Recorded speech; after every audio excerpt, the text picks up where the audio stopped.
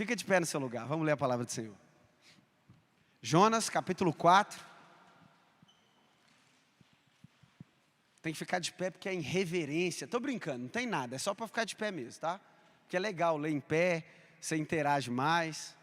Jonas, capítulo 4, nós vamos ler hoje do versículo 6 até o final. E hoje nós finalizamos a nossa série expositiva a respeito do livro do profeta Jonas. Espero que Deus tenha falado ao seu coração, pelo menos comigo falou demais e tem sido bênção demais. Eu vou anunciar também a próxima série para o mês de junho também, mas vou anunciar no final, amém? Então vamos à leitura do texto. Diz assim a palavra do Senhor a partir do verso 6 de Jonas 4. Então o Senhor Deus fez crescer uma planta sobre Jonas, para dar sombra à sua cabeça e livrá-lo do calor, o que deu grande alegria a Jonas. Mas na madrugada do dia seguinte, Deus mandou uma lagarta atacar a planta e ela secou. Ao nascer do sol, Deus trouxe um vento oriental muito quente, e o sol bateu na cabeça de Jonas, a ponto dele quase desmaiar. Com isso, ele desejou morrer e disse: para mim, seria melhor morrer do que viver. Mas Deus disse a Jonas: você tem alguma razão para estar tão furioso por conta dessa planta? Respondeu ele: sim, tenho. Eu estou furioso a ponto de quase morrer. Mas o Senhor lhe disse: você tem pena dessa planta, embora não a tenha podado, nem a tenha feito crescer. Ela nasceu numa noite e numa noite morreu. Contudo, Nínive tem mais de 120 mil pessoas que não sabem distinguir a mão direita da esquerda, além dos muitos rebanhos. Não deveria eu ter pena dessa grande cidade? Pai, obrigado pela tua palavra, Senhor. Obrigado, Pai, porque nós temos o privilégio e a liberdade de caminhar lendo a tua palavra. Que o Senhor nos fira nessa noite, Pai. Que o teu Espírito Santo tenha liberdade para falar o nosso coração nesse lugar. O nosso coração é do Senhor Jesus. Que toda distração, que todo ruído na comunicação caia por terra agora. E que o Senhor tenha liberdade para nos conduzir aonde o Senhor quer nos conduzir. É o que nós te pedimos. No nome do Pai, do Filho e do Espírito Santo de Deus, amém. Pode se assentar no seu lugar. Pessoal do link, eu pedi um pouquinho de café, eles encheram a caneca de café aqui, glória a Deus. Eu vou sair dando cambalhota aqui. Café é vida, né, gente? Meu pai sempre me fala: desconfie de uma pessoa que não gosta de café. Eu fiz o meu TCC, isso aqui é informação inútil, você descarta isso. E eu falei sobre a influência da mídia nos crimes que eram julgados pelo tribunal do júri. E eu estudei alguns sociopatas e psicopatas. Eu estudei 8. Dentre os 8 que eu fiz o estudo, o único traço em comum entre todos os 8 que eu fiz o estudo, sabe qual era? Não tomar café, gente. Olha que coisa absurda. Tome café, que senão eu vou ter medo de você. Tá bom? Amém. Aí descarta isso, agora vamos para a exposição do texto. Gente, profeta Jonas, filho de Amitai, ele é levantado por Deus como profeta para ir pregar a grande cidade de Nínive. Mas Jonas, diferente de todos os profetas, ele se recusa a fazer o que Deus manda. Então, de forma assustadora, vou usar a palavra da ex-presidente Dilma, de forma estarrecedora, olha que coisa bonita, Jonas ele foge da presença do Senhor. Ele se recusa a dar ouvido ao Senhor, então ele se lança no mar Mediterrâneo, rumo à costa da Espanha, a uma cidade chamada Tarsis. E indo naquela cidade, Deus vai ao encontro de Jonas. E a Bíblia vai dizer que Deus envia uma tempestade. E aí então, no meio daquele movimento, os marinheiros desesperados, eles decidem jogar Jonas ao mar, depois de descobrir que Jonas era o causador daquela tempestade. Então Jonas é lançado ao mar, a tempestade se acalma e um grande peixe engole o profeta. Jonas, ele passa 3 dias e 3 noites no ventre daquele grande peixe, então ele é vomitado à beira da praia, e Jonas, na beira da praia, ele recebe novamente o chamado do Senhor. Jonas, filho de Amitai, vá pregar à grande cidade de Nínive. O texto nos diz que a cidade de Nínive demorava 3 dias para atravessar ela, de uma ponta a outra. Jonas, ele percorreu somente um dia. Então ele não pregou a cidade toda, ele pregou somente 1/3 da cidade. Mas não somente isso. Deus mandou Jonas pregar para que aquela cidade se arrependesse, porque senão ela seria destruída. E Jonas se recusou a apresentar a misericórdia. Ele descarregou um caminhão de ira divina, mas não apresentou uma gota da graça de Deus sequer. Jonas disse: em 40 dias, e começo a contar agora, vocês serão destruídos. Deus abençoe. E Jonas sobe para um alto de um monte, e ele começa a questionar a Deus por conta da bondade de Deus. Ele fala: eu sabia que o Senhor é um Deus misericordioso, que o Senhor é um Deus que não destrói nada, que o Senhor promete e depois se arrepende. E depois desse conflito com Deus, Jonas, um homem em crise com Deus, ele constrói uma tenda e ele vai descansar.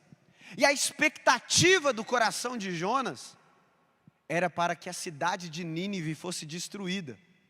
Nós sabemos isso porque Jonas poderia ter tomado Israel, mas não. Jonas permaneceu no alto daquele monte, construiu uma tenda para ficar lá e esperou alguma coisa acontecer.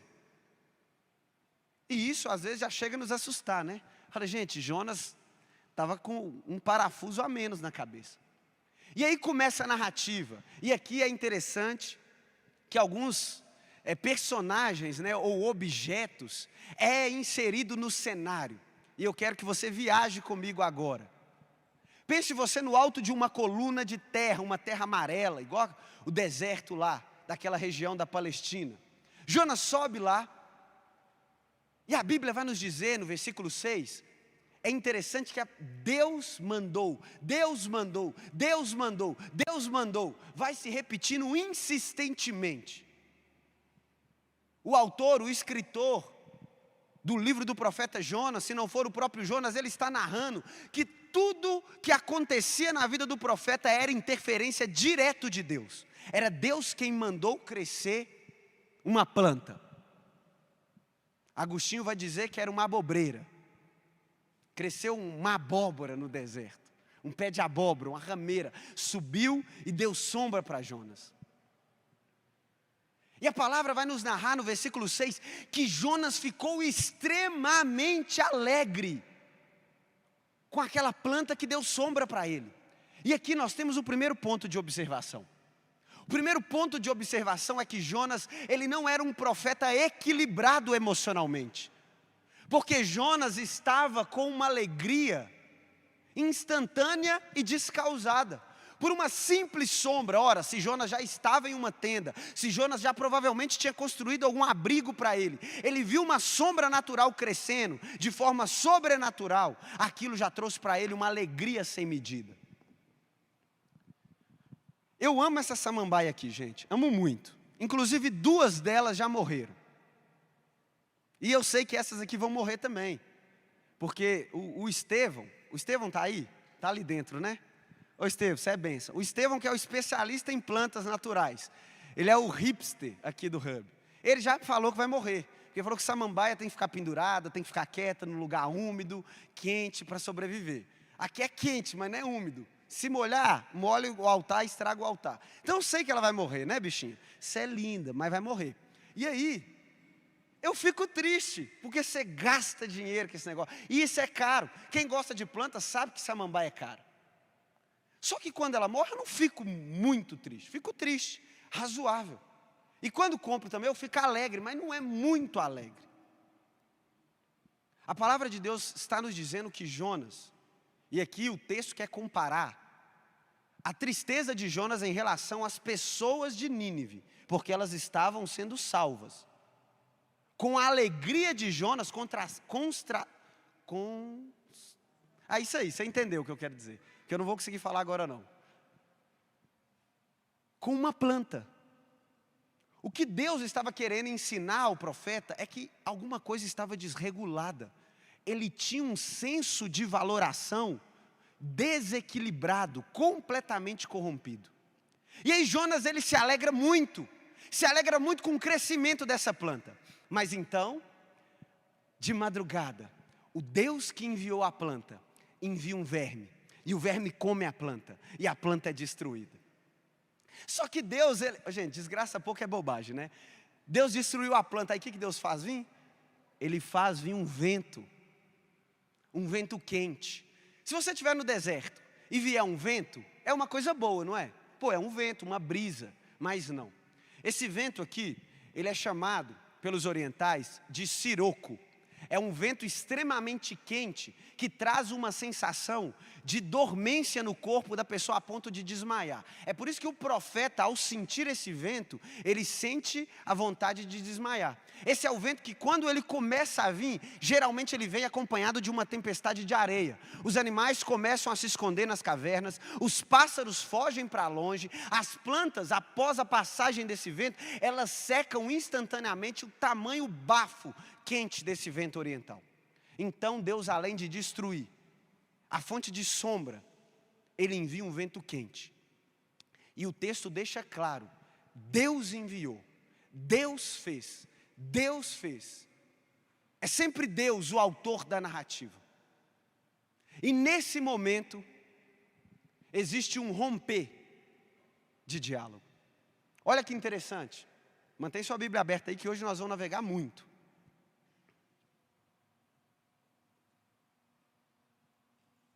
Versículo 8. Eu apresentei o 6 e o 7 para vocês. Mas no versículo 8, vai dizer que ao nascer do sol, Deus trouxe um vento oriental muito quente, o sol bateu na cabeça de Jonas, a ponto dele quase desmaiar. Com isso, ele desejou morrer e disse: para mim, é melhor morrer do que viver.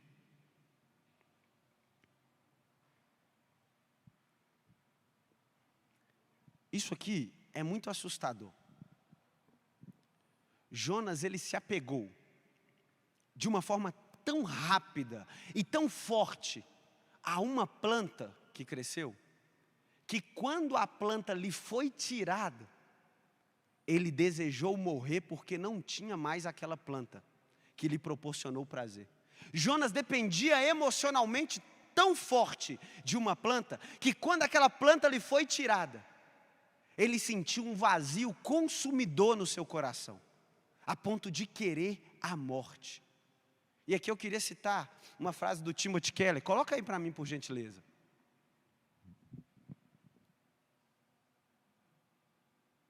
Estou esperando.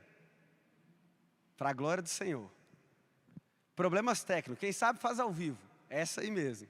Deixa eu virar para cá.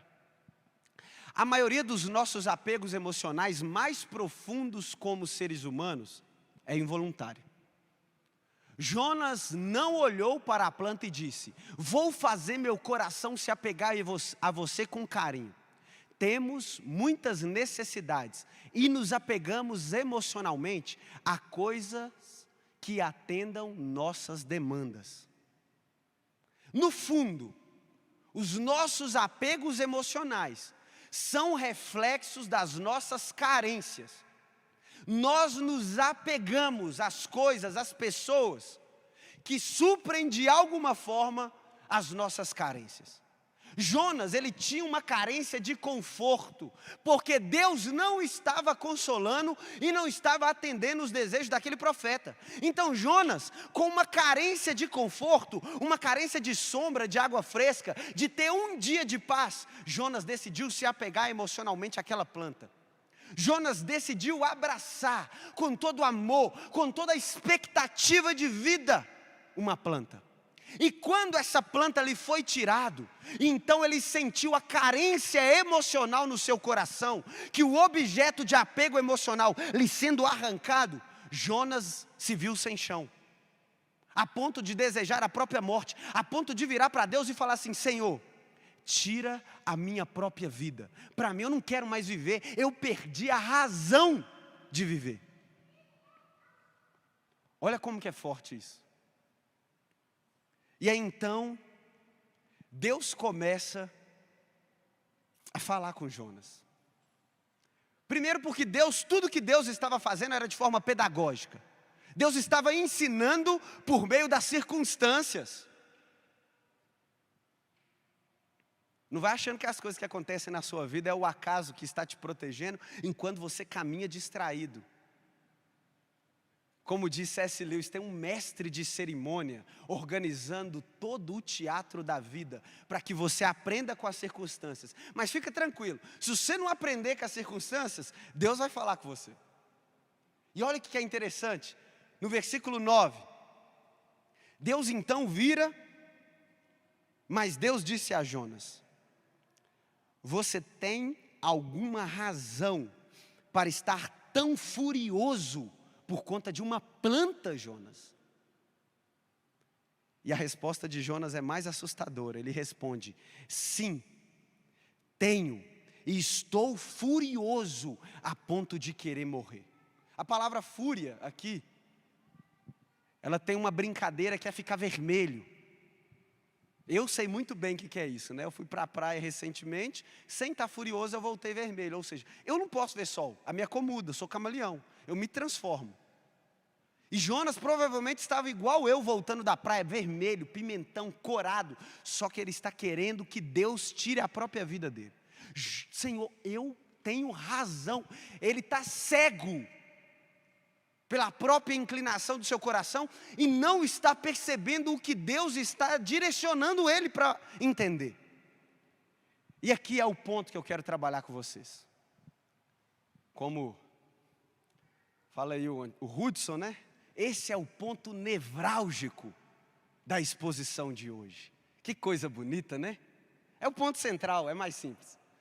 Gente, Jonas conseguia amar coisas, mas não conseguia amar pessoas. Jonas conseguia amar plantas, mas não conseguia amar pessoas. Jonas conseguia amar objetos, mas não conseguia amar pessoas. Jonas preferia amar uma samambaia do que ter que conviver com pessoas. Ele preferia que a sua vida lhe fosse tirada do que ter que conviver com a cidade de Nínive. Nós estamos falando de um coração com amores completamente desregulados. E eu queria citar uma frase do Hernandes Dias Lopes aqui.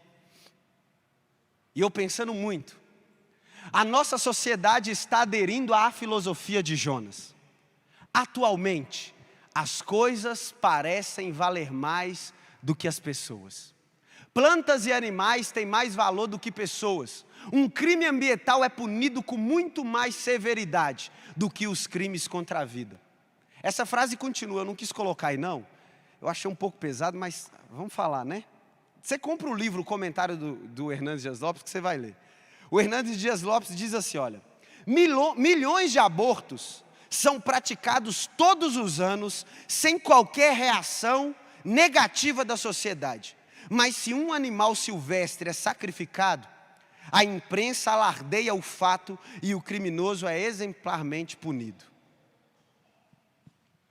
Não é que Deus não ame os animais, não é que Deus não ame as plantas, mas Deus se importa mais com pessoas.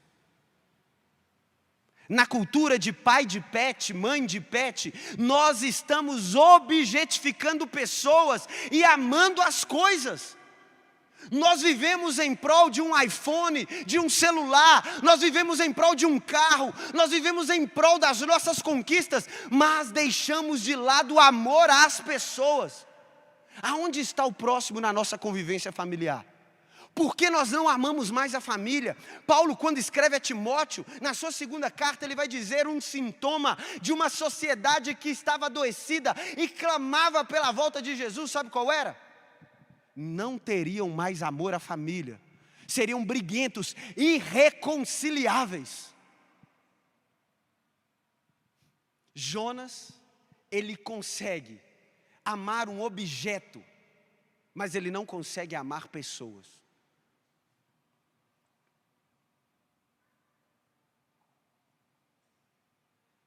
Isso é duro demais da gente pensar.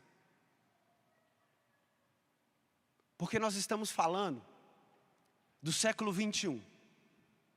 A gente não está falando de mais de 2000 anos atrás. Lá em Londres, Espanha, Colômbia, eu me conecto. Nós seguimos pessoas famosas. Entra no seu celular e dá uma olhada. As pessoas têm milhões de seguidores. Nós debatemos a popularidade das pessoas nas redes sociais. Algumas semanas atrás, com o final daquele reality show que tem 3 letras repetidas, de uma emissora do capeta, que você sabe qual que eu estou falando, a que ganhou, isso tudo para não falar BBB, né, da Globo, mas você sabe o que é. Quem ganhou foi quem, gente? Pode falar o nome? Ah, se você não fala, eu ia pedir Deus para queimar todo mundo aqui. Que você vê, eu sei que você vê, não vem pagar de santa aqui não. Quem ganhou foi a Juliette lá, irmã de Deus, abençoada. E sabe qual que foi a discussão? Pelo menos umas 3 semanas. É da quantidade de seguidores que ela tinha antes dela entrar no programa e a quantidade que ela tinha depois que ela saiu do programa. O planejamento, a estrutura de marketing, tudo que envolveu aquilo. Aquela mulher, a fábrica de ganhar dinheiro. Mas eu não sei se ela foi a mais famosa, porque o vice-campeão, o Gil do Vigor, está em todas as propagandas. O meu banco é o Santander. E eu entrei no Santander e de repente está ele lá. Eu falei, uai gente, que legal, o cara acabou de sair do negócio, já está aqui, ué, já contrataram. E aí de repente eu fui comprar chocolate, eu entro no supermercado, eu vou comprar bis, quem que está lá? O Gil do Vigor. Falei, o Gil do Vigor já está aqui também. E aí eu fui ver meu time na Série B. Sabe quem que está fazendo propaganda da Série B? O Gil do Vigor. Falei, meu Deus, o cara está em todo lugar. Eu já me sinto amigo dele, ele parece ser maior peça, né? Não parece ser gente boa demais. Tudo que ele fala, você já começa a rir, cara. Eu falei, cara, esse cara é engraçado demais. E às vezes nós nos sentimos tão íntimos de celebridades. Nossa, eu sei tudo da vida de um Gil do Vigor. Pô, acompanho rede social, está o tempo todo, a gente está sendo bombardeado o tempo todo.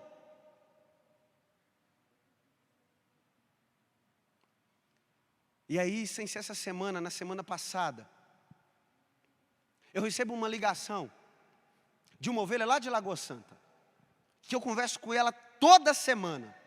Toda terça-feira, 11 horas da manhã, eu ligo para ela. Como você está? E a gente conversa. E já tem quase 1 ano. Ela fala para mim, pastor, eu tenho que te falar uma coisa. Falei, fala. Nessa pandemia eu fui abusado 3 vezes. E aí eu me perguntei, onde que eu estava? Que eu sei o time que o Gil do Vigor torce, eu sei quais os patrocínios que ele tem, eu sei quantos 1000 seguidores esse cara tem, mas eu não sei se um cara está sendo abusado debaixo do meu nariz.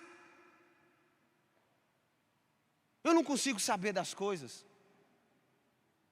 E às vezes eu olho tanto para dentro de mim mesmo, para o meu próprio umbigo, que eu me esqueço das pessoas que estão à minha volta. E esses dias eu cheguei aqui para trabalhar, eu até conversei com a pastora Olívia a respeito disso. E eu estava com as meninas da limpeza aqui, conversando com elas, passando algumas demandas. Falei, tem que fazer isso, tem que limpar isso, a gente está em obra, que está não sei o que lá, não sei o que lá. E eu virei as costas. Aí na hora que eu virei as costas, eu olhei mais um pouquinho. Aí eu vi uma cochichando com a outra, e meio assim, parecendo que querendo chorar.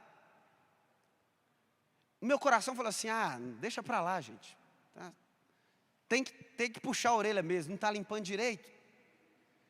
É assim que você pensa, né? Falei, não, tem que de vez em quando dar uma puxada de orelha. Aí voltei, entrei e falei, não, vou voltar lá. Aí voltei e falei, é difícil ser pastor, né, Senhor? Assim não dá. Falei, filha, está acontecendo alguma coisa? Ela falou assim, pastor, o meu irmão, par de pai, tomou 7 tiros, está internado no CTI. Falei, meu Deus, misericórdia. Falei, vamos orar aqui, que a gente pode fazer é orar. E orou, ela chorou, todo mundo chorou, aí choramos junto, aí foi aquela bênção. Aí limpava e a lágrima caía e ia sujando de novo. Mas tá bom, oramos. Mas eu não sei se você consegue perceber com o que eu estou falando aqui. A sua vida é envolvida por uma teia de aranha de relacionamentos. Você está envolvido por laços relacionais. Você está envolvido por pessoas o tempo inteiro. Você não consegue fazer nada sem pessoas na sua vida. O que você tem feito com seus laços relacionais? O que você tem feito com as pessoas que envolvem a sua teia relacional? Sabe por quê, gente? Nós, moldados por uma cultura de rede social, uma cultura de Facebook, que é como o sociólogo polonês Zygmunt Bauman diz, ele aproxima quem está longe, mas distancia quem está perto. É aquela ideia de que você conversa quando você quer, você entrou, subiu a luzinha verde lá, estou online, aí eu posso conversar. Não quero, coloco offline. Aí ninguém conversa comigo. Na vida real não tem isso não, meu filho. Você está com a cara amarrada, chega, pastor, preciso de oração. Falei, então vamos orar. Tem que conversar na vida real. Não tem como você colocar uma plaquinha, estou offline. Você faz isso quando você vai para o trabalho, que você está num dia péssimo. Você fala, não conversa comigo que hoje eu não estou bom. Aí que as pessoas, é esse dia geralmente que as pessoas vão conversar com você. É o dia que todo mundo vai te chamar para conversar. É o dia que todo mundo vai querer uma palavra de conselho. É o dia que você não está bem. É o dia que você vai errar. E geralmente é aquela pessoa que você não gosta. Aquela que gera um negócio assim, a gente tem uma palavra boa para isso, o nome é ranço. Sabe aquela pessoa que você tem ranço? É essa pessoa que vai te procurar. Vai te procurar e já vai te procurar para conversar com você. Qual que é a sua reação? Às vezes nós corremos atrás de tanta coisa na nossa vida. E nós estamos deixando que uma cultura de consumo molde a nossa forma de relacionar. Sabe por quê? Aqui, ó. Meu celular. Lindo, maravilhoso. Se ele cair e quebrar, o preço da tela dele é mais fácil eu comprar outro. A não ser que você vai lá nos Xing Ling e você conserte, mas 2 meses depois vai dar algum problema, você vai ter que estragar de novo. É uma manutenção com prazo de validade, marcado. Aí você tem que comprar outro. E se começar a dar problema, sabe o que você faz? Você descarta. Pô, está dando problema, eu vou descartar. E nós estamos objetificando pessoas, sabe por quê? É meu amigo, mas está dando problema. O que você faz? Descarta. Eu estou casado, mas está dando problema. O que você faz? Descarta. Eu estou na igreja, mas está dando problema. Troca. Pessoas não são carros, não é um aparelho celular. Pessoas são pessoas. Você já imaginou? Se Deus te levantou para fazer a obra, você não quer fazer como Jonas? Deus não pegou Jonas, colocou numa privada e deu descarga não. Deus continuou acreditando, porque Deus ama pessoas. E Ele quer levantar uma igreja que se importa com pessoas. Meu querido, eu amo esse lugar aqui, o Hub é maravilhoso. Se um dia faltar teclado, mas você estiver aqui, o culto acontece. Porque o culto acontece por conta de pessoas. Se a bateria estragar, o culto acontece. Porque existem pessoas.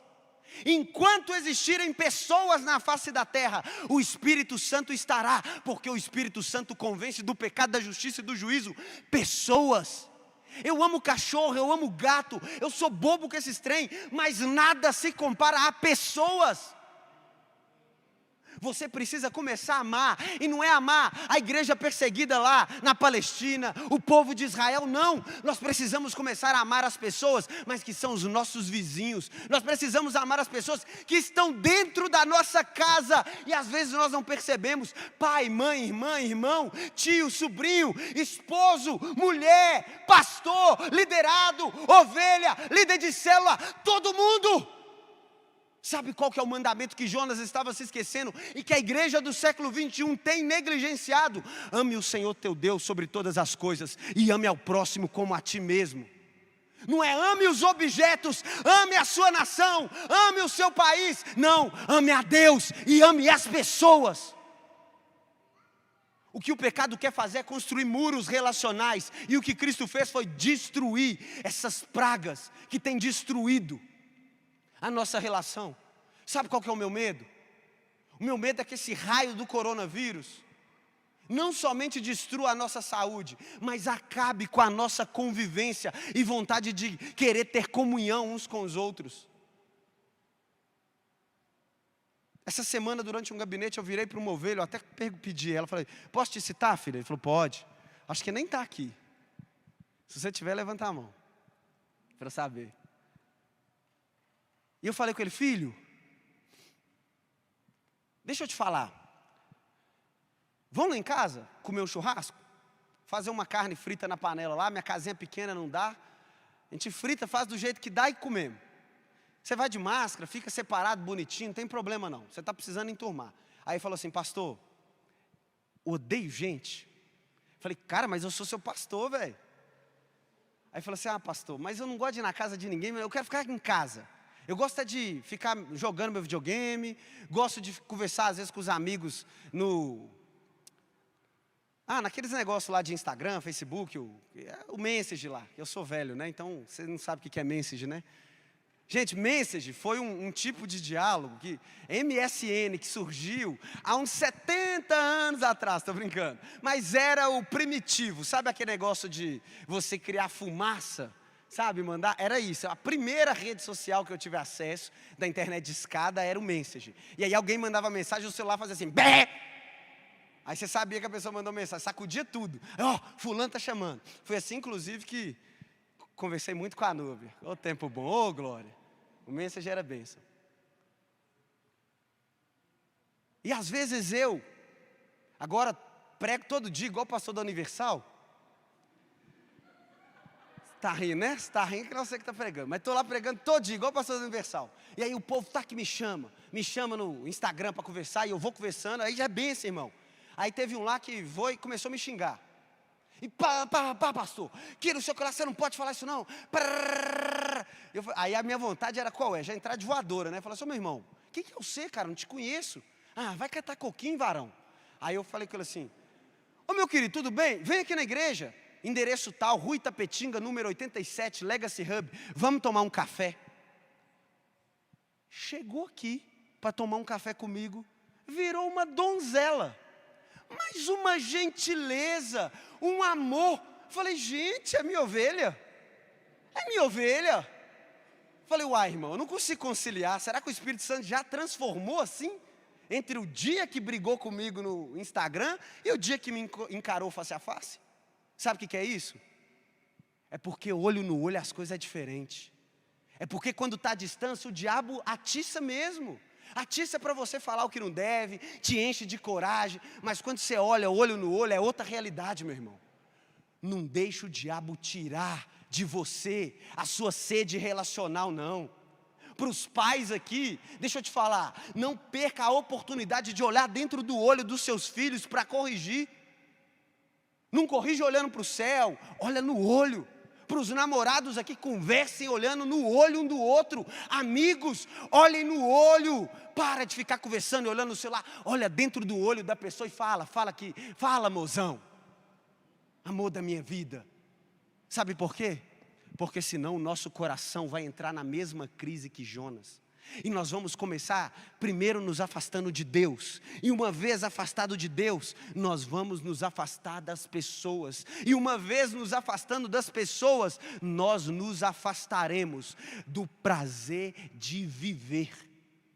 Jonas queria morrer porque perdeu laços relacionais com pessoas. Jonas queria que a sua vida fosse ceifada por Deus, porque já não tinha mais prazer em pessoas, mas ele tinha prazer em coisas, em plantas.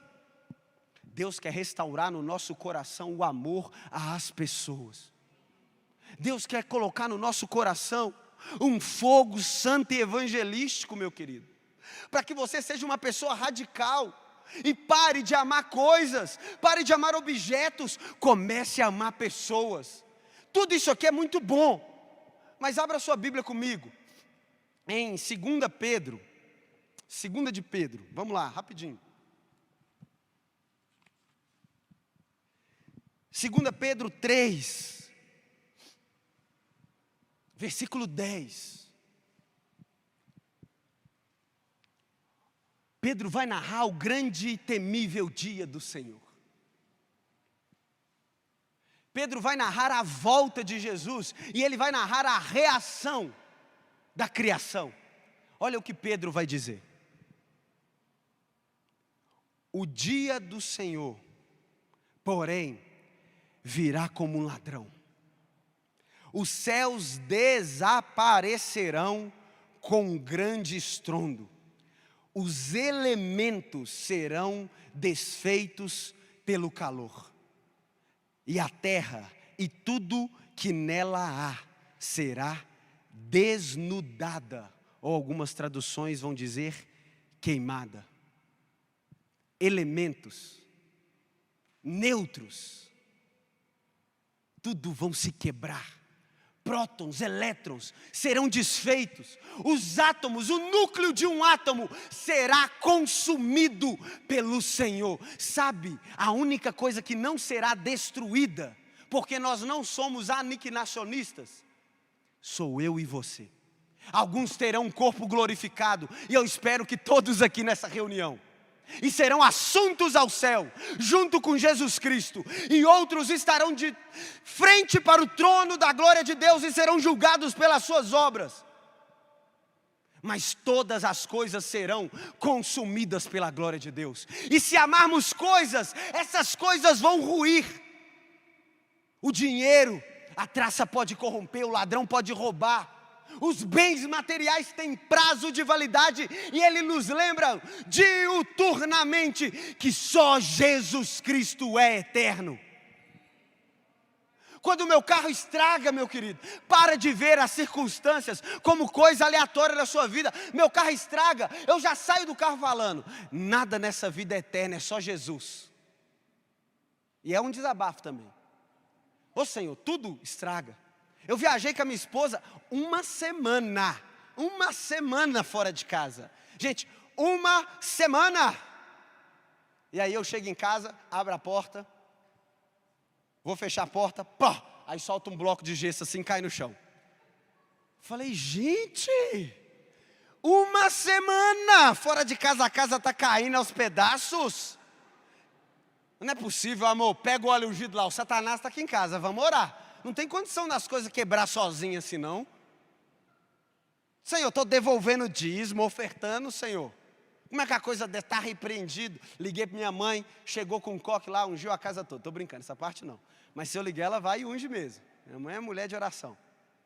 As coisas aqui, elas se destroem com facilidade. Paulo, quando estava pregando a primeira carta em Coríntios 13, ele vai dizer que olha só, as coisas vão passar. As profecias cessarão, as línguas estranhas cessarão. Sabe o que vai ficar? O que fica, gente? O amor. O amor é o que fica. Só que o amor não é algo que você conjuga para você, não. Quem ama tem que amar alguém ou alguma coisa. Se você amar alguma coisa, está errado. Quem ama, ama alguém. É por isso que Deus, Ele é amor. Deus é amor porque é uma trindade. Se Deus fosse um único Deus no núcleo absoluto sozinho, Ele não podia ser amor. Ele só é amor porque Ele existe dentro dele mesmo como três pessoas: Pai, Filho e Espírito Santo. O Pai é o amante, aquele que deposita o amor. O Filho é o amado, aquele que recebe o amor. E o Espírito Santo é o vínculo que liga o Pai ao Filho. Ele é o amor.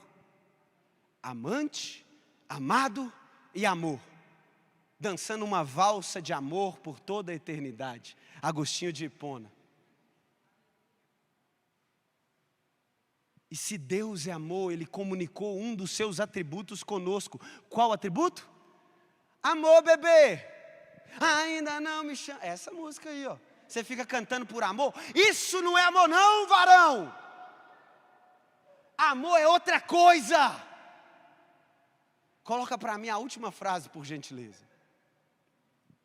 É impossível ser verdadeiramente convertido a Deus sem ser através disso convertido ao próximo. Amor é mais serviço do que sentimento. John Stott. Converteu para Deus? Converte para a igreja local, meu querido. Converteu para Deus? Converte para a sua família, meu querido. Converteu para Deus? Converte para pessoas. E não somente converte para elas, converte para servir a essas pessoas. Quem você tem servido em amor? Me fala, qual serviço de amor nós temos prestado? Porque nós convertemos para Deus. É o evangelho todo, para o homem todo e para todos os homens. É a complementação dessa frase de John Stott. Nós fomos salvos por Deus, para que através da nossa vida, pessoas encontrem o amor. E sabe de uma coisa? O mundo lá fora está carente de amor. Liga o rádio aí, em qualquer rádio sertaneja, pelo amor de Deus. Ouve as canções dos poetas do nosso tempo. Gustavo Lima, Luan Santana é mais ou menos, mas Luan Santana. Ouve Marília Mendonça. Ouve todos, Henrique Juliano, e eu vou ficar soletrando aqui. Tudo falando de amor. Está errado, todos. Ouve então do funk, Ludmilla, a popstar brasileira, Anitta. Tem a tal da Luísa Sonza.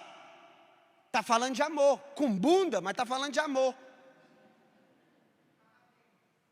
Coloca tudo que você vai ouvir lá no mundo lá fora. Estão falando de amor, mas estão falando errado. Sabe por quê? Você é salvo para que através da sua vida outras pessoas sejam salvas. Você foi amado por Deus para que outras pessoas também encontrem o amor de Deus. Você apresenta, você é o rosto de Jesus nessa terra. Você já pensou que uma pessoa, quando olha para você, ela precisa ver Jesus? E é por isso que nós temos que amar a vida, gente. É por isso que a gente não pode ficar angustiado, pensando às vezes em desistir, em parar, em desanimar. Não, Deus nos deu o privilégio de nos usar para transformar outras pessoas. O seu sorriso pode ter graça suficiente para transformar a vida de alguém. Você já imaginou que quando você... Gente, Paulo, eu falei isso hoje à tarde no culto. Ele vai dizer para os Gálatas, olha só. Já estou crucificado com Cristo. Não sou mais eu que vivo. É Cristo quem vive em mim. A vida que agora vivo no corpo, eu vivo pela fé no Filho de Deus. Paulo está dizendo que ele pegou as vontades, quem ele era, a identidade dele, e colocou na cruz junto com Cristo. E a partir de agora, Paulo não era mais Paulo. Paulo caminhava segundo o caráter de Jesus. Quer dizer que quando Paulo levantava a mão, era a mão de Jesus. Quando Paulo piscava, era a piscada de Jesus. Quando Paulo sorria, era o sorriso de Jesus. Porque não era mais ele quem vivia, era Jesus quem vivia nele, se movia através dele. E sabe o que é mais lindo? É que isso continua acontecendo hoje. É que de alguma forma, eu já expus isso aqui para vocês, na teologia do corpo. Quando Paulo vai escrever aos Coríntios, de alguma forma o nosso corpo, ele tem uma união mística com o corpo de Cristo. E nós testemunhamos da ressurreição de forma viva. Eu e você somos testemunhas do poder de Deus aqui nessa terra. Só que Jonas, ele era um profeta que errava, falho, sombra de um outro profeta que viria. Sabe quem que era o profeta que Jonas estava sendo sombra? Só Jesus. Jonas era o profeta que apontava para Cristo. E antes de caminhar para o nosso último texto em Atos, como eu fiz de praxe aqui com vocês, quero fazer algumas semelhanças aqui com você. Jonas, ele prega em Nínive. E ele sai da cidade de Nínive, indo para fora, ansiando que aquela cidade fosse queimada pelos seus pecados. Jesus, ele prega em Jerusalém. E ele é levado para fora de Jerusalém. E ele é crucificado, ansiando que os pecados da cidade fossem perdoados na sua morte. Jonas é lançado dentro de um ventre um peixe grande, e ele passa 3 dias e 3 noites assolado pela morte, porque escolheu desobedecer a Deus. Jesus é lançado numa sepulcro, no ventre da morte, 3 dias e 3 noites, porque voluntariamente escolheu obedecer a Deus. Jonas escolhe amar uma planta que lhe trouxe um benefício próprio. No meio do deserto, Jonas se acolhe na sombra de uma planta, porque preferia o seu próprio bem-estar do que ver uma cidade salva. Jesus, conduzido ao deserto, sendo oferecido para ele poder, autoridade, pão, sendo tentado pelo diabo, ele prefere permanecer firme ao propósito. E em tudo que Jonas falhou, Jesus cumpriu e disse: não olha para você, olha para mim. Abra sua Bíblia comigo em Atos, capítulo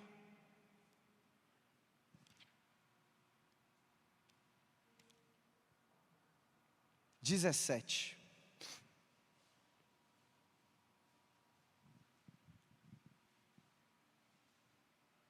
E aqui eu já queria que a banda se posicionasse, por gentileza.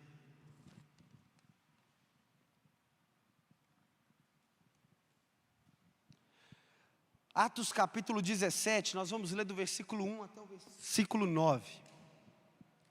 Olha a narrativa de Lucas.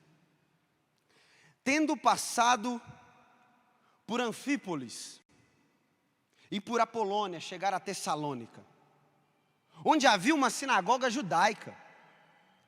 Segundo o seu costume, Paulo foi à sinagoga e por 3 sábados discutiu com eles com base nas Escrituras, explicando e provando que Cristo deveria sofrer e ressuscitar dentre os mortos. E dizia: este Jesus que lhes proclamo é o Cristo.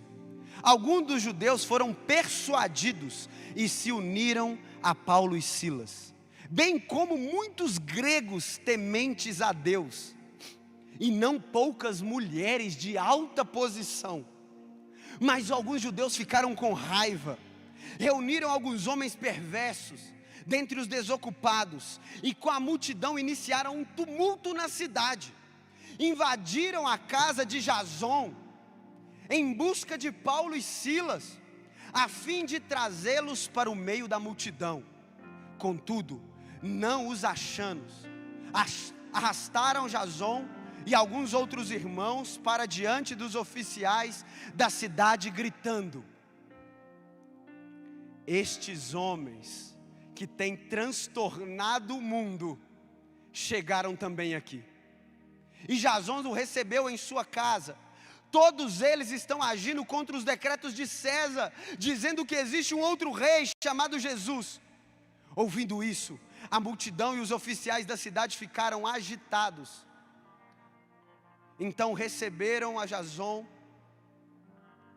e dos outros a fiança estipulada e o soltaram. Jonas, ele pregou na cidade, uma cidade extremamente violenta, uma cidade extremamente sanguinária, a capital do Império Assírio, o império mais perverso daquele tempo. E Jonas foi recebido com o braço aberto pelo povo, e Jonas foi acolhido, e a sua mensagem foi ouvida, e a cidade inteira se arrependeu. Nós estamos diante do maior avivamento da história. 120 mil pessoas que não sabem discernir entre a mão direita e a mão esquerda, fora mulheres e crianças. E Deus vai dizer no último versículo do capítulo 4 de Jonas: até mesmo os animais se converteram a Deus. Um ambiente de acolhimento, um ambiente favorável. E sabe o que Jonas fez? Com o coração cheio de luto, cheio de dor pela conversão de um pecador, ele preferiu virar as costas para Deus e continuar amando os amores do mundo, as coisas temporais, e continuar amando as coisas periféricas, esquecendo que Jesus é o centro. Em Atos nós temos outra narrativa.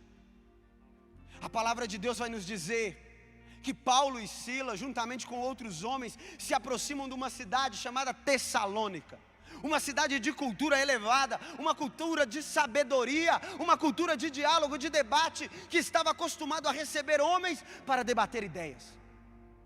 E a Bíblia vai dizer que Paulo ficou durante 3 sábados seguidos ensinando nas sinagogas, como já era costume fazer.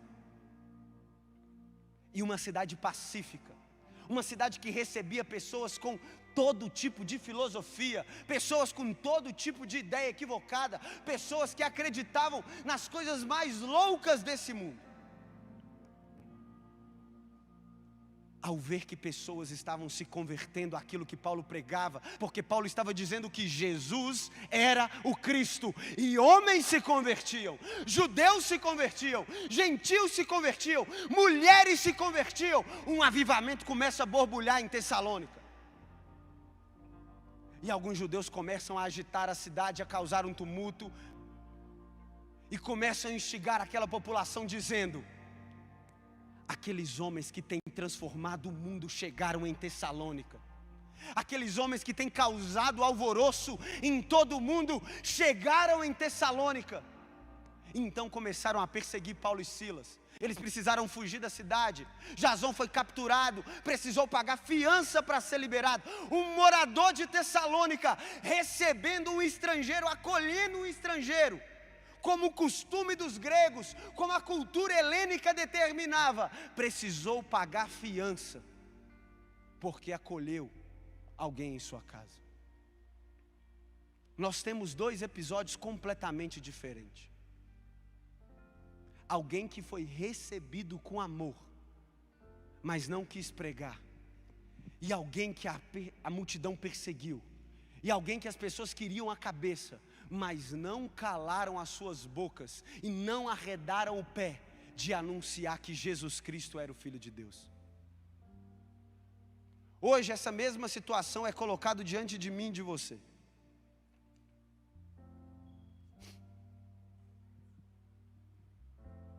No último versículo de Jonas,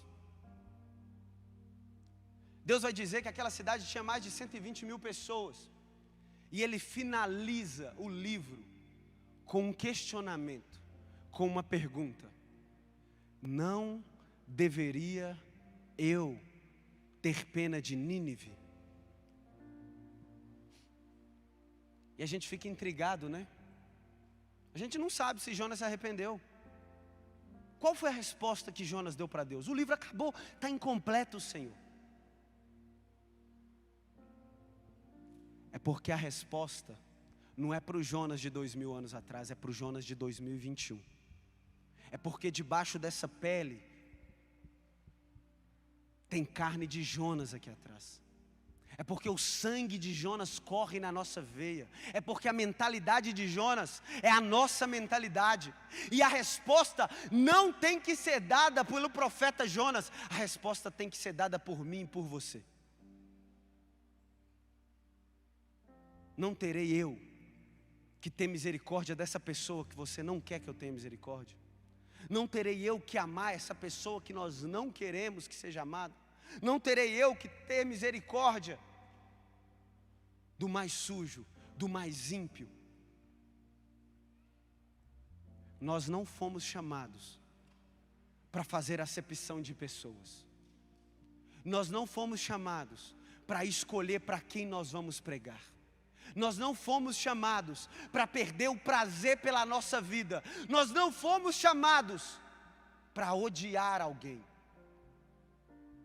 Você é discípulo do amor. E o amor veio em carne e habitou entre nós. E o amor tem nome, tem identidade. Jesus Cristo, Filho de Deus. Fique de pé no seu lugar.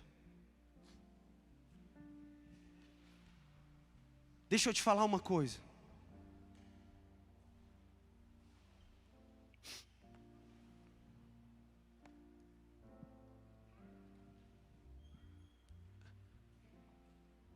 A vida não é fácil, como diz um pregador, meu lindo, minha linda. Nossa, a gente vai sofrer demais. Nós vai sangrar muito. Pensa nessa ferida que você tem aí. Pensa na dor mais profunda que você tem, que alguém te proporcionou. Tem uma frase de uma canção que diz que das nossas feridas vão sair poder para curar feridas de outras pessoas. Está sangrando, deixa sangrar. Tem graça para cicatrizar sua ferida. Está doendo, deixa doer. Tem consolo para você nessa noite. O que Jesus está nos ensinando é: vai com sangue, vai com dor, mas não cale sua boca. Não deixe que as suas frustrações, não deixe que as suas dores calem a anunciação do Evangelho, a apresentação do amor do Pai. O mundo está carente de amor e nós alcançamos esse amor. Então leve esse amor aos quatro cantos da terra. Seja uma testemunha viva do amor de Deus na vida das pessoas. Vai para o seu trabalho e testemunhe o amor de Deus. Volte para a sua casa e seja uma testemunha do amor de Deus. Não deixe que o seu coração se curve para as coisas, não. Seu coração só tem um dono, é Jesus Cristo e ninguém mais. Eu queria, antes de fazer o apelo, que nós cantássemos essa canção, mas que você cantasse ela profetizando na sua vida. Eu acredito que Jesus hoje está varrendo no nosso coração todo sentimento de egoísmo, de olhar para a gente mesmo, e está nos dando a ótica de Cristo. Jesus está nos convertendo ao próximo, e o próximo eu não sei qual é o seu, eu sei qual é o meu. Olha para dentro de você hoje. Mais profundo do mar,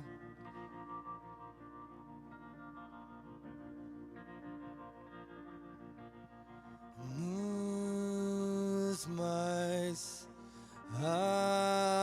alto céu,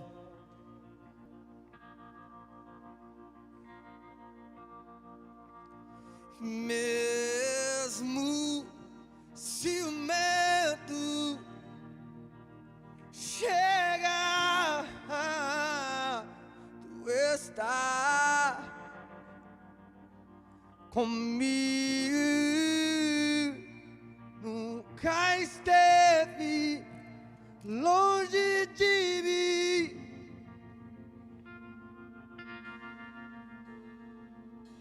Meu coração te pertence,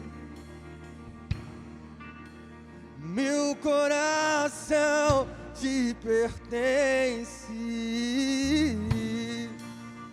meu coração te pertence, meu coração te pertence. Pois tudo que eu sou, o que eu quero ser, que eu planejo ser, pertence a ti, e só a ti, Deus. Pois tudo que eu sou, o que eu quero ser, que eu planejo ser, pertence a ti, e só a ti, Deus. Meu coração te pertence, meu coração te pertence, meu coração te pertence, meu coração te pertence. Pois tudo que eu sou, o que eu quero ser, que eu planejo ser, pertence a ti, e só a ti, Deus. Pois tudo que eu sou, o que eu quero ser, que eu planejo ser, pertence a ti, e só a ti, Deus. Escute. Não importa o que eu passe, não importa o que eu tenha que enfrentar, sei que estás ao meu lado e tudo isso logo irá passar. Não importa o que eu passe, não importa o que eu tenha que enfrentar, sei que estás ao meu lado e tudo isso logo irá passar. Não importa o que eu passe, não importa o que eu tenha que enfrentar, sei que estás ao meu lado e tudo isso logo irá passar. Não importa o que eu passe, não importa o que eu tenha que enfrentar, sei que estás ao meu lado e tudo isso logo irá passar. Logo irá passar. Oh, pode doer, pode sangrar, pode até me machucar, mas eu vou te seguir, mas eu vou te seguir. Pode doer, pode sangrar, pode até me machucar, mas eu vou te seguir, mas eu vou. Pode doer, pode sangrar, pode até me machucar, mas eu vou te seguir, mas eu vou te seguir. Pode doer, pode sangrar, pode até me machucar, mas eu vou te seguir, mas eu vou. Não importa o que eu passe, não importa o que eu tenha que enfrentar, sei que estás ao meu lado e tudo isso logo irá passar. Não importa o que eu passe, não importa o que eu tenha que enfrentar, sei que estás ao meu lado e tudo isso logo irá passar. Logo irá passar, logo irá passar, logo irá passar, logo irá passar. Com os olhos fechados, coloque a sua mão sobre o seu coração e repita comigo essa oração. Senhor Jesus, nessa noite, eu te aceito como meu único e suficiente Salvador. Senhor Jesus, meu coração te pertence,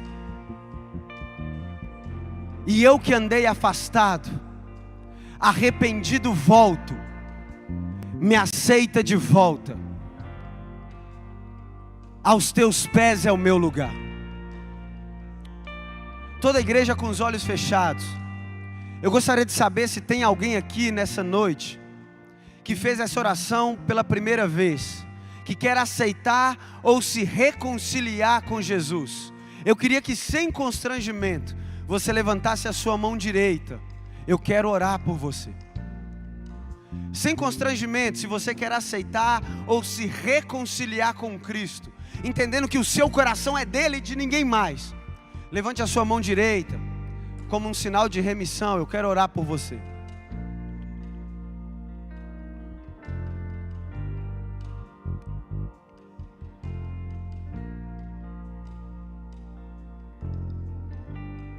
Todos aqui salvos? Todos aqui salvos? Amém? Então faz assim com a sua mão, como quem recebe.